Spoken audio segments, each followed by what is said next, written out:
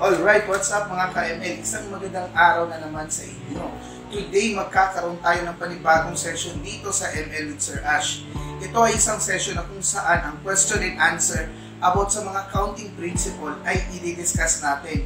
Oo, magbibigay ako ng 25 questions with answers dito sa ating session. About yan lahat tungkol sa probabilities, permutations, outcomes, spinners, and application ng mga counting principle. So, sit back, relax, tapusin mo ang video na ito at welcome sa ating session.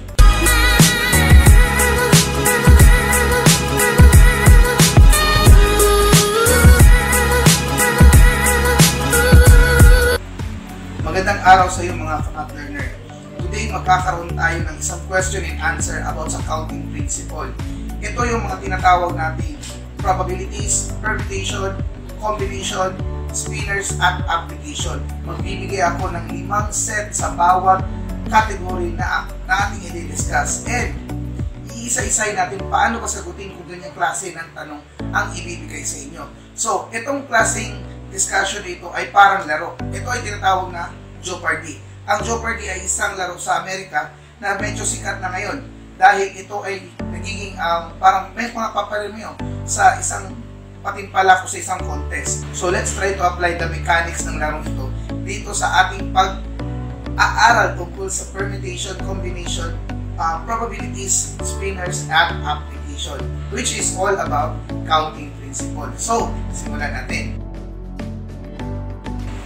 Alright, now, I have here naka-table na kung saan merong 5 question na nakaset from 100 pesos hanggang sa 500 pesos from the probabilities, permutations, outcomes, spinners, and application. Now, para mas maintindihan ninyo ang laro, iisa-isahin natin ang discussion. Now, ito kasing Jeopardy para itong paunahan ng mga ano. So, pwede mo itong gawing contest sa mga mag-aaral mo. So, pero dito sa Math Learning with Sir Ash, iisa-isahin natin ang bawat category para at least meron kang guide kung paano ito sagutin. Okay, magsisimula tayo sa outcomes. Okay, mga outcomes. So, from 100 hanggang sa 500. So, 5 questions mula sa medyo madali hanggang sa medyo mahirap or complex. Okay? So, let's start with the 100 question. The 100 point question. Okay. Now, sabi dito, Mrs. Radcliffe wants a sandwich and a drink for lunch. If a restaurant has 4 choices of sandwich and 3 choices of drinks, how many different ways can she order her lunch? Okay, so napakadali ng concept na ito. Ito ay isang example ng combination. So, ito ay independent sa bawat isa since ang choices ng sandwich mo ay iba sa choices ng drinks mo. Therefore, pwede mong gamitin ang usual combination techniques or kung nahihirapan ka, pwede mo gamitin yung fundamental counting principle. Pero the technique here is very simple. You just multiply the two numbers. So 4 times 3 and the answer is 12. So tingnan nga natin. Alright! You got the first question. Now, let's go back. Now, let's go to the second question about the outcomes. Now, question number 2. How many total possible outcomes are there for tossing a coin, rolling a 6-sided number cube, and spinner for section spinner? Now, question, ilan ba ang outcomes ng coin? Very good, 2. Ilan ba ang outcomes ng cube na merong 6-sided faces? Or, sa madaling salita, ito ay isang dice. 6. Very good. And ilan naman ang spinner na merong 4 section? 4. Okay. So, therefore, meron kang 2, meron kang 6, at meron kang 4. So, 2 times 6, that is 12.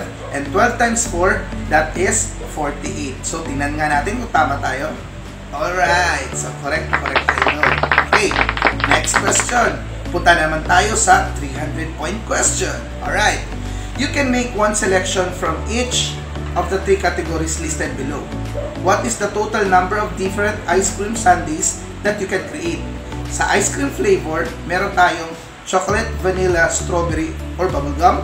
And then sa topping naman, meron kang hot fudge, caramel, or strawberries. And for the candy, meron tayong sprinkles, M&M's, or Oreos. Now, ang isang selection ng isang ice cream sundae ay meron comprise ng una, may isang flavor, may isang topping at may isang candy. So katulad lang ito ng ating na-discuss kanina doon sa question number 1. So ilan ba ang ice cream flavor natin? 4. Ilan ba ang toppings natin? 3. Ilan ba ang candy sprinkles natin or candy flavors natin or candy choices natin? So meron din tayong 3. So all in all, we just need to use 4 times 3 times 3. So 4 times 3 is 12 and 3 times 12 is, or 12 times 3 is 36. Now, tingnan nga natin. Alright, okay, very good mga ka-math learner. Now, let's go to the 4th question sa outcomes. Alright, now, you are buying lunch at school today. You can have a pizza or a hamburger for the main course. And potato chips, Cheetos, or Fritos. And milk, apple juice, or fruit juice. So, question, how many different meal combos can you select? So, technically speaking, para sa isang lunch mo sa school, meron kang isang main course, meron kang chips, at meron kang juice or drinks. So, technically, meron kang 3 grupo ng mga pagkain, pero sa isang course or sa isang combo, may tiki-isa ka lang doon. So, ilang combo ang pwede mong magawa? So, ganito lang yan mga ka-ML. Ilan ba ang main course natin? 2, pizza at hamburger. Ilan ba ang mga chips natin? 3. Yun ang potato chips, Cheetos, and Fritos. Ilan naman ang ating mga drinks? Milk, apple juice, or fruit juice. 3 din. So you have 2, 3, and 3. So that is 2 times 3 times 3. So that is 2 times 3, 6 times 3, and the answer is 18. So, tingnan nga natin. Alright. So the final answer is 18. Very good mga ka-ML. Next, we go to the last question about sa outcomes. Okay, question number 5. Ito yung 500 points. Now, ito naman, si Mrs. Radcliffe again. Si Mrs. Radcliffe has a lot of clothes. She has a blue shirt, a purple shirt, a black shirt, a red shirt, and a green shirt. She has black pants, blue pants, brown pants, gray pants, and plaid skirt. And also a plaid skirt and a striped skirt. What is the total number of possible combinations of outfits she can make with these clothes? Alright, so unang-una, dalawang grupo lang ang ating pag-uusapan. Una, ilang shirts ba meron si Mrs. Radcliffe? So that is blue, purple, black, red, and green. 5 yon. Ilan namang pants meron siya? Black, blue, brown, gray, plaid skirt, and stripe. So 6. So that is 5 and 6. So multiply them, 5 times 6, and you have 30. So the correct answer is 30. Let's try to check. Alright, ganun lang kadali mga ka-ML. Now, tapos na tayo sa isang category. Now, move on naman tayo. Okay, next ko na-discuss sa inyo ay yung about sa permutation. Okay, ito yung permutation, alam nyo, ito yung parts na kung saan arrangement ang focus ng mga bagay-bagay. Okay, let's start with question which is 100 points or 100 pesos. Now, how many ways can 6 students be arranged in a line at the door? Now, this is a combination with this is a permutation with no constraints. Ibig sabihin, diretso mo lang siyang i-multiply ang 6 factorial. So what does 6 factorial mean? That is 6 times 5 times 4 times 3 times 2 and times 1. So 6 times 5, that is 30. 30 times 4, that is 120. 120 times 3, 360. 360 times 2, that is 720. And 720 times 1 is still 720. Now, let's check. Alright. So, 720 ang sunod tungkol sa 6 factorial or 6 mong ilang paraan mo pwedeng i-arrange ang 6 na bagay. Okay? Now, let's go to the second question. Next, question number 2. Calculate 7 factorial. Now, nalaman na natin kanina ang 6 factorial, that is 720. Tama? So, 720 times 7 ka na lang kasi yung 6 factorial is 720. So, 720 times 7, that would be 0, 4, okay, carry 1. So, 7 times 7, 49, 50, 51. So, 520. Alright. So, let's try. Oh, sorry. 540 pala. Hirap talaga pag walang calculator. Okay. So, 540 40. Okay, so yun. Okay, at least correct kayo kung meron yung dalang kalkyo. Bubo. Alright, let's try next. Third question. Oh, ito, madali lang to. 6 track runners are in the finals. How many ways can first, second, and third place be awarded? Now, ito yung isang example ng permutation taken n objects taken r at a time. So, 6 ang n objects taken r at a time. So, 3 ang ating r at a time or ang ating r. So, that is the permutation of 6 taken 3. Now, sa calculator, madali lang yan. Pero, dito sa Math Learning with Ash, meron technique akong ituturo sa inyo. So, ang gagawin mo lang, from 6, kumuha ka ng 3 at yun ang i-multiply mo. So, from 6, 5, 4. So, 3 lang yun sila. So, i-multiply mo lang yun sila. So, 6 times 5, that is 30. 30 times 4, that is 120. Tingnan nga natin. And you are correct. Alright, 120 mga kaibigan. Okay, let's continue. Let's go to the fourth question about permutation. Now, how many ways can 15 students on student council be elected as president, vice president, and treasurer? So, ibig sabihin, president, vice president, and treasurer. 3 out of 15. So, somehow medyo malaking number ito, tama?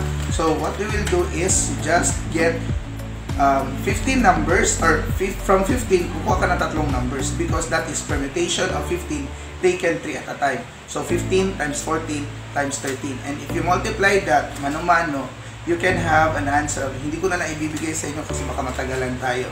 But, the answer for that, the technique is there, 15 times 14 times 13, and the answer is 2,730.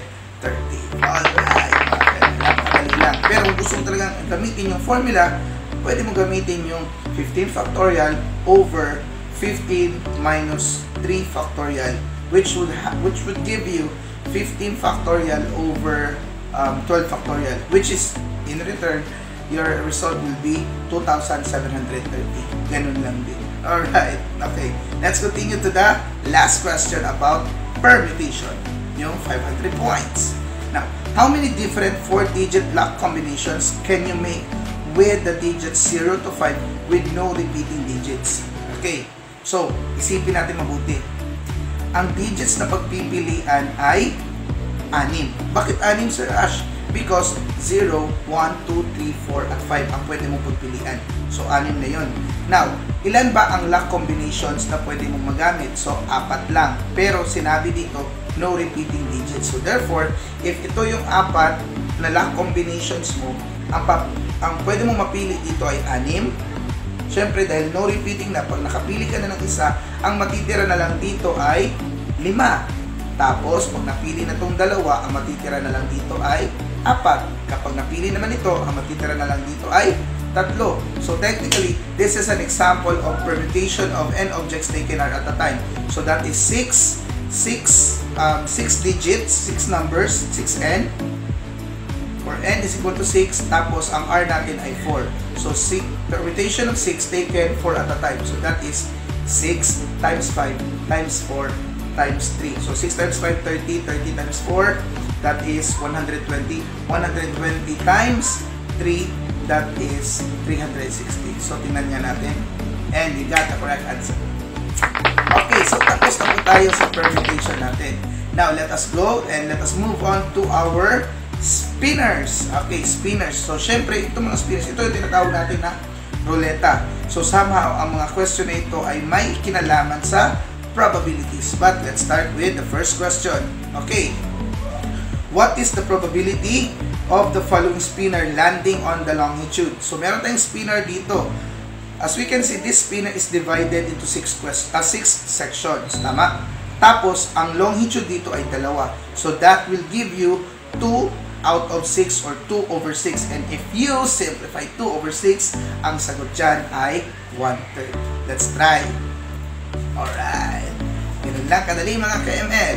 Now, let's continue. Question number 2 sa spinners. Okay.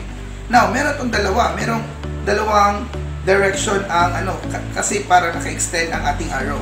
What is the probability of the following spinner landing on blue or red? So, take note of the word or red. So, kapag blue, panalo ka. Kapag red, panalo ka rin. So, ilan ba ang blue natin dito? 2. Ilan ba ang red natin dito? 3. So, 2 plus 3, 5. Now, ilang sections ba ang ating circle? So, meron tayong 8 sections. So, that would give us 5 out of 8 or 5 over 8. Let's try. Alright, so 5 over 8 or 0.625 or 62.5%. Okay, so ganun yan.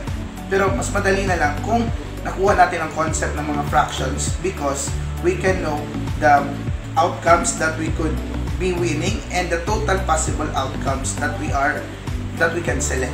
Okay, so ganun lang yun. Napakadali lang. Okay, next, we go to question number 3 sa spinners. Question number 3. Extended pa rin ang ating arrow. What is the probability, one spin, of the following spinner landing on yellow and red? Now, remember this, ang sinabi dito, yellow and red.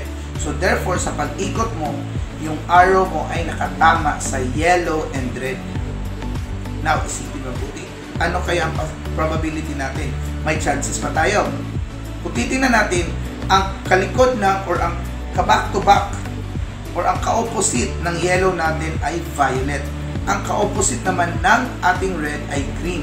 So, kahit ilang beses nating ikutin ito, possible ba na magkaroon tayo ng isang spin lang pero matatamaan natin si yellow at si red? Alright, hindi mga ka-ML. Therefore, ang sagot natin dito ay 0. Let's check. Okay, so now let's continue. Now, question number 4 sa spinners. Okay, what is the probability of landing on a multiple of 3 if you spin the following spinner? So, as you can see, yung arrow natin, isang ano lang siya, isang portion lang siya ng ano. Now, ano ba yung mga multiples of 3? So, this is how many sections? 8 sections. So, ano ba ang mga multiples ng 3 from 1 to 8 number? Okay, ano yun? Siyempre, yung 3. Then, ang pangalawa is 6. Meron pa bang iba? Wala na. So, therefore, 2 out of 8. So, 2 over 8 or, pag isi-simplify natin, ang sagot ay 1/4. Check nga natin. Alright, so that is 2 over 8 or 1/4.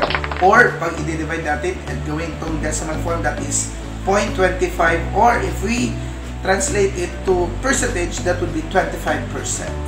Okay. Next, let's go to the last question in spinners. Napakadali lang ng question ng mga question and answer natin, di ba? Okay, ito naman. Wow, parang hindi yata pareho ang section ng ating spinner. What is the probability of landing on 2 if you spin the following spinner? Okay. Now, as you can see here, yung section natin medyo irregular. Ang 1 ay 1/8 ng buong grupo. Ang 4 naman, 2/4 pero 1/8, 1/8 lang din. Ang 3 ay 2/8 or 1/4 ng ating circle. Pero kung titingnan natin ang ating section ng 2, ito ay equal or equivalent sa 3/8 ng ating buong circle. Kasi kain niya yung 4 at saka ng 3. Tingnan nyo ang 4 at 3. Dito sa dalawa ito, 4 at 3. So kung titingnan natin, kain niya yun. So that would give us 3 out of 8 or 3/8. So let's check mga ka-ML.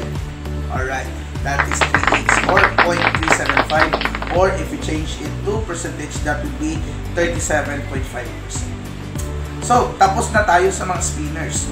Now, let's go to dalawang category. Now, let's go to probability. Okay, parang spinner lang din, pero itong probability, mas maraming scenarios. Okay, let's go to the first question. A number cube is rolled. So, ibig sabihin yung dice. And the penny is tossed. What is the probability of rolling a 2 and tossing a tail? Okay, now, question. Para masagot mo para masagot mo ang problem na ito, isipin mo muna na ang dalawang ito ay independent, magkaiba. So, merong probability para sa isa at merong probability para sa isa. So, since sabay mo silang gagawin, so therefore, mas liliit ang chances mo. So, kung ano yung sagot dito sa isa at yung sagot dito sa isa, i-multiply mo lang yun. So, therefore, ano ang technique nito? ano ba ang chances na makuha mo ang 2 from the dice? Okay, so that is 1 out of 6 or 1/6. Ano ba ang chances mo sa pagkuha ng tail or patay sa isang coin? So, isa lang din out of dalawa. So, you have 1/6 and 1/2. So, 1/6 times 1/2, that would give you 1 over 12 or 1 out of 12. Okay, let's check if we are correct. Alright, ganun lang kadali mga KML. Next, we go to question number 2 sa probabilities. What is the probability of rolling an even number and spinning a 4 on a spinner that has 4 equal sections? 4 equal sections. Okay, now, when we say rolling, so ang concept nito, it's already a dice. Okay? Now, ilan ba ang even numbers sa dice? We have 1, 2, 3, 4, 5, 6. Tama? Ilan ba ang mga even numbers doon? Ibig sabihin ng even numbers, those numbers that are divisible by 2. So, ilan yun? So, those are 2, 4, and 6. Tatlo yun. So, that will give you 3 out of 6. And if 3 out of 6 is simplify mo, that is 1/2. So, 1/2 doon sa unang independent group natin. Next, ito namang spinner. We have 4 equal sections, tapos it is numbered 1 to 4. So, ilan naman ang chances mo na ang makuha mo ay 4? So, since isa lang ang 4 sa 1 to 4 na section ng isang circle or ng isang spinner, so we got 1/4. So, 1/2 and 1/4. So, 1/2 and 1/4, when you multiply, the answer is 1/8. Now, let's check. Alright, so ganun na pala mga walang challenge. Next, let's go to the third question. What is the probability of rolling a 3 or 6? Ibig sabihin, 3 panalo ka, 6 panalo ka on a number cube, which is the dice. Tossing a heads on a coin. Buhay. Yung ulo. Okay, sa coin. And spinning a 2 on a spinner divided into 6 sections. So, 1 to 6, may 2 doon. Ilan ang chances mo? So, ngayon, medyo complicated konti kasi tatlong bagay na magkakaiba na. Now, let's consider first the dice. 3 or 6 panalo ka. So, ilang chances mo doon? Okay, so that is 2 out of 6. So, 2 out of 6, that is 1/3. Okay, check tayo doon. Next, ano naman ang chances mo para sa heads ng isang coin? So, that is 1 out of 2 or 1/2. So, we have 1/3 and 1/2. Okay, at sa pangatlo naman, we have spinner of 2 on a 6 section divided equally. So, syempre, ilan ba ang 2 sa 1 to 6? Isa lang. So, ilan naman ang mga possible na pwedeng ikutan ng arrow? So, 6 sections. So, that is 1 out of 6. So, we have 1/2. We have 1/3. We have 1/2. And we have 1/6. So, 1/3 times 1/2, that is 1/6. 1/6 times 1/6, that would give you 1 over 12. So, the answer is 1 over 12. Now, let's check if we are correct. Alright. So, ganun na kadali mga kaibigan. Congrats sa atin. Okay. Let's go to the fourth question sa probabilities.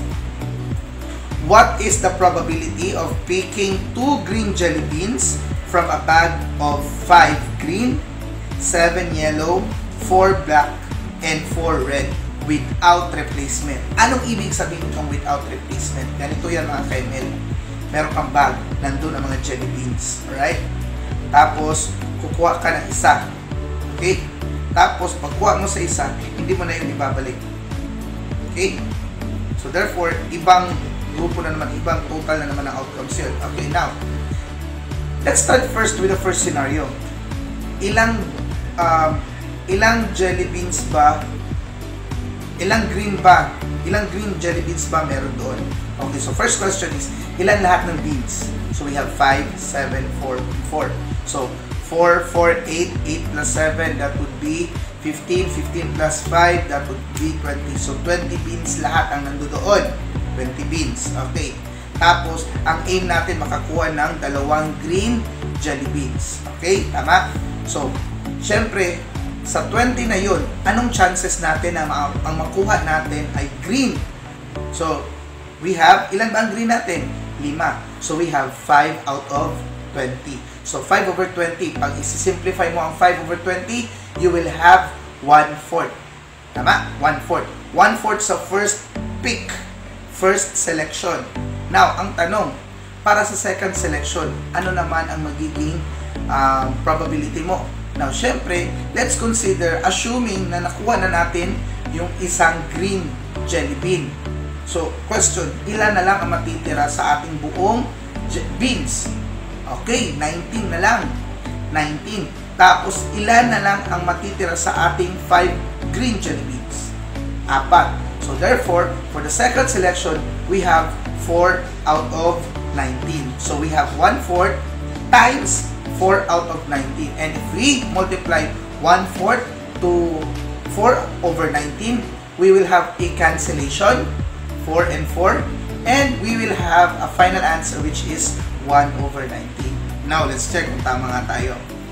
Alright, so that is 1/4 and 4 out of 19, which will give us 4/76, and if you simplify them, that would give you a result of 1/19. And that is our probability question for sa fourth question natin. Medyo mahirap na, complicated na mga KML, di ba? Pero kayang-kaya pa rin. As long as technique dito sa probability, we analyze the scenario. Okay, next. Last question sa ating probability. There are 4 green paper clips and 6 yellow paper clips in the bag. So, ang total, 10. Okay. What is the probability that you grab a green one and then a yellow one? This is without replacement pa rin. Okay. Now, the first aim natin is kukunin natin ang green. Tama? Ilang green ba meron tayo? So, we have 4. So, 4 out of, very good, 10. So, 4 out of 10, that will, if we simplify 4 out of 10, we will have 2/5. So, yun ang magiging first, natin. Tama? So, 2/5. Now, assuming again that we already got the green paperclip. Okay? So, ilan na lang natira? 3. 3 sa green.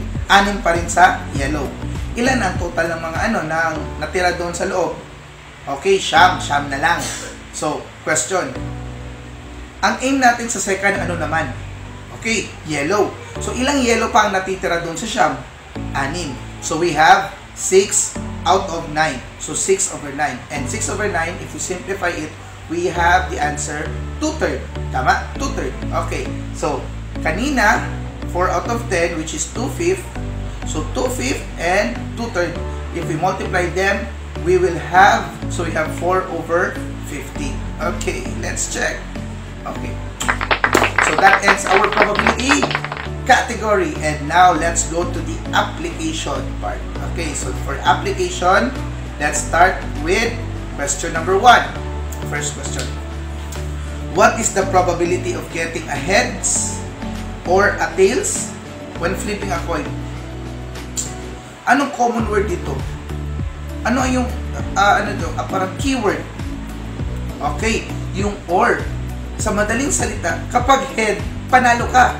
Kapag tail, panalo ka pa rin. So, question, anong probability mo doon? Alright. So, ibig sabihin, panalo ka certainly 100%. And that is a value of 1. Let's check. Alright. So, ganun na madali, diba? Akala mo 1/2. Hindi pala. 1 din siya. Kasi heads, panalo ka. Tails, panalo ka pa rin. So, that is because of the word or. Alright, next, let's go to the second question. You roll 2 number cubes, meaning 2 dice. What is the probability of rolling a 6 on the first and an even number on the second cube? Okay, 6 on the first. Ilang 6 ba meron ng dice? Isa, so 1 out of 6. Ilang even ba meron ang dice sa pangalawa? So those, we have 2, 4, and 6. So that is 3 out of 6 or 1/2. So 1/6 times 1/2, we have 1/12. Okay, so the answer is 1/12. Okay, ganun lang kadali mga KML. Next, we go with our third question. Okay, David flipped a fair coin 100 times and the coin landed tails 55 times. So, experimental, ito? Experimental probability. What is the experimental probability that this coin will land on heads the next flip. Now question, that is 55 out of 100. So napakadali lang ang idea dito. 55 times lumabas ang tails. So sa next niya, ilan na lang ang chances niya para sa heads niya. So technically, ang gagawin mo lang dito is ang natira. Out of 100, ilan na lang ang tries or ang possibility na pwedeng manalo si heads. Alright, so the answer is 45 out of 100 or 45 over 100. And if we simplify 45 out of 100, that will give us 45 divided by 5, that is 9. 100 divided by 5, that is 20. So 9 over 20. Let's check. Alright, so correct tayo. Or 0.45 or 45%. Okay, next. We go to the second to the last question. Malapit na tayo matapos. O ito naman, find the value of n factorial. Katulad lang ng permutation kanina, ang gagawin mo lang is i-multiply mo ang n, ang 9 factorial, ang 9 pababa, because factorial means from that number you multiply it descending or in a descending order until you arrive at 1. Okay, so that would be 9 times 8 times 7 times 6 times 5 times 4 times 3 times 2 and times 1. And since wala akong paper dito at wala tayong whiteboard sa likod or even pen or calculator, so I'll just tell you the technique. That is 9 times 8 times 7 times 6 times 5 times 4 times 3 times 2 times 1, and the final of that answer would be 362,880. So ganun lang. Medyo hassle content, di ba? Kasi masyadong malaki ang number. But still, it is possible to solve it. Alright? Okay, as long as we know how to solve it, that's the important thing, mga KML. And last but not least, we have the last question in application, and this is, in a marathon consisting of 50 people, how many different ways can first, second, and third place be awarded? So this is an example of permutation of n objects taken are at a time. So 50 people taken 3 at a time because first, second, and third are the choices. Kasi kung sino yung mapili mo sa first, hindi mo na mapipili sa second at sa third. So that would give you 50 times 49 times 48. And if you multiply those 3 numbers only, 3 numbers, kasi tatlo lang ang mananalo, the answer would be, syempre masyado na malaki, so I'll give you the liberty of solving it in your own. And the answer for that would be 50 times 49 times 48, and that is 117,600. So that ends our probability Jeopardy for this session. Hopefully mga KML ay marami kayong natutunan kahit question and answer lang ang nangyari sa atin. Actually speaking, this is just a supplement of our previous discussion in the grade 10 lessons. That is all about permutation, combination, and probability. And I hope for you there, mga teachers, pwede nyo magamit ito at maibigay sa mga estudyante ninyo kung paano mas matutunan pa nila ang topic about fundamental, about counting principle like probability, permutation, and combination. So, before you end, or before we will end our session, please do not forget to like, share, subscribe, and comment this video to all of our math learners out there. Hindi lamang dito sa Pilipinas, kundi sa mga taong nakakaintindi ng Tagalog sa buong mundo. This is your math teacher, abot kamay na math teacher, si Sir Ash, signing off.